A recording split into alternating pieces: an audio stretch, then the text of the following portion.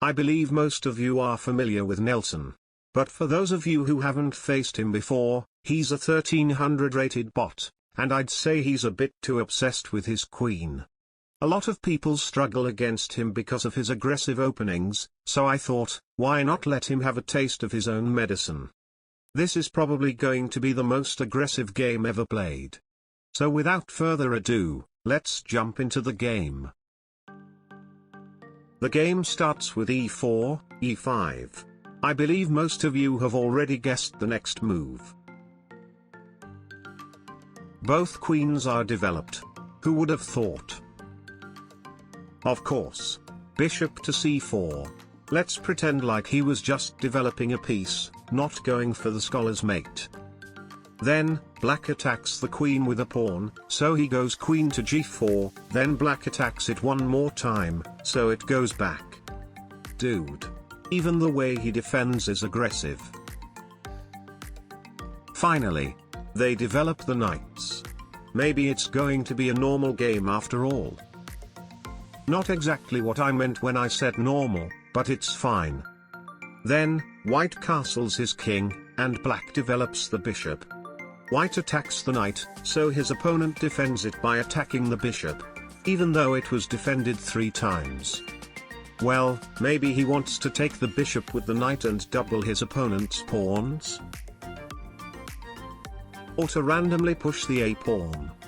White develops his other knight, so his opponent attacks the bishop, then after it goes back, obviously, he attacks it again. So white moves his bishop, and black keeps pushing, but this time to attack the knight.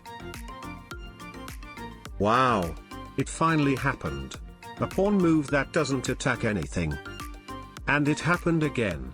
Is the aggressive phase of the game finally done? Apparently not. White Nelson goes bishop to c4, and his opponent goes queen to h6. This is a big blunder because of d4, which attacks both the bishop and the pawn on g5. And since this is an aggressive pawn move, surely Nelson will play it. Right?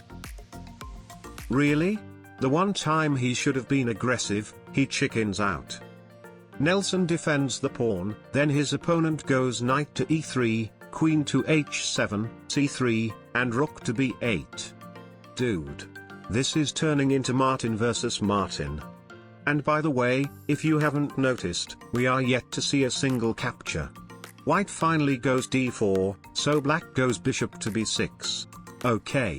Now surely white will take the pawn to open up the black king, right? Yeah, it's gonna be a while. Black plays g4, so his opponent moves his knight to the edge of the board, which is actually the best move. Then, we have d5. Okay. There's absolutely no way there isn't going to be a capture in this position. Right? Of course. Wow. So they refuse to trade anything for 22 moves, and then the first piece they trade is the queen? Nelson, your brain is a puzzle to me. But anyway, black takes on d5, and white goes g3, which you couldn't pay me to explain what it does. Black takes on c3, and white takes back. Okay. This is starting to somehow look like a normal game again. But knowing Nelson, I'd say this is just the peace before the storm. Black Nelson plays bishop to c7, so his opponent takes the pawn, and black says, who cares about castling when you can just move your king? In the following few moves, the bishop and rook, all of a sudden, turn into a cat and a mouse. The grand chase seems to go on for eternity, but finally, Tom catches Jerry, and white loses the bishop. Now black Nelson is winning. All he has to do, is not allow white any advanced past pawns on the left.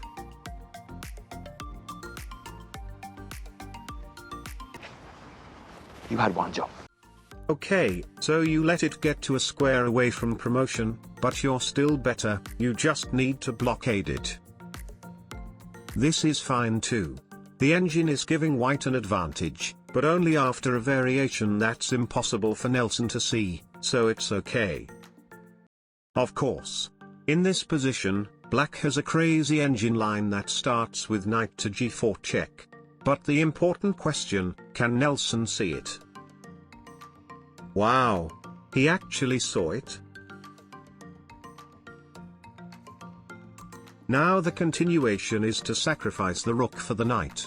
Now surely you see it, Nelson, right? And he immediately loses the rook. And the other rook. How the tables have turned. Now it's 2 rooks versus 2 bishops. Well, I guess this is a chance to see which of them is truly the best endgame piece. Yeah, it's rooks. I have no idea what happened to Black Nelson, it's like he switched to Martin as soon as the endgame started. But anyway, it's already mate in 5. All he has to do is bring the other rook to the open file, and do a ladder mate. Not exactly an open file, is it, Nelson? Very good. He's even making it easier for you. Now just bring the other rook. Again, that's not an open file. Come on, Nelson, you just won 4 pieces but can't find the most simple checkmate in all of chess. Finally. Just please don't find a way to stalemate.